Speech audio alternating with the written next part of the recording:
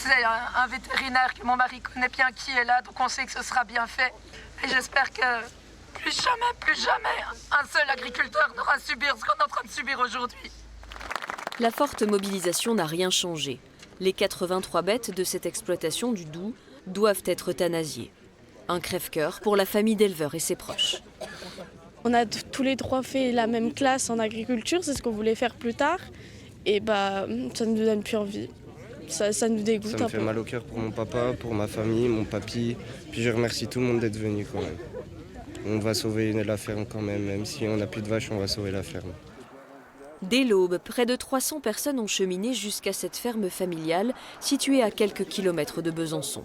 Des exploitants, des citoyens et de futurs agriculteurs. Ça fait plaisir de voir un peu de monde. Après, je pense qu'on n'a encore pas assez à mon goût parce qu'il faudrait quand même être vraiment nombreux pour faire changer les choses. Aujourd'hui, je viens parce que je trouve que c'est honteux de tout tuer quand ça a été vacciné. Malgré la vaccination de tout le cheptel contre la dermatose nodulaire, la découverte d'un seul cas a condamné tout le troupeau. C'est nos bébés qu'on nourrit au biberon, qui grandissent, qui après font des petits. Et c'est un cercle comme ça en fait. Elles nous connaissent et elles font partie de la famille. Seul espoir, la Confédération paysanne et la coordination rurale ont saisi le tribunal administratif pour donner un sursis aux animaux. Là, il y a un cas très spécifique, c'est que le troupeau il est vacciné depuis 30 jours. On est sur un troupeau où il y a eu peu de mouvements d'animaux et il y a peu de risques de contamination. On sait, là, les vecteurs, ce sont les insectes.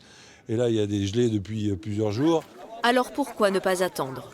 Mais à 11h, avant même la décision de justice, les forces de l'ordre demandent l'évacuation des lieux. On ne tentera pas d'action de casser du flic. J'espère qu'en face des cerveaux cassés du manifestant. Une évacuation très musclée, avec pas moins de 175 gendarmes.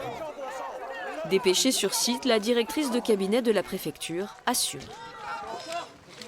On demande à avoir une sécurité des agents qui vont intervenir. Ils veulent rester anonymes aussi pour leur vie privée. C'est pour ça qu'on a demandé aux manifestants de s'éloigner un petit peu et de ne pas filmer.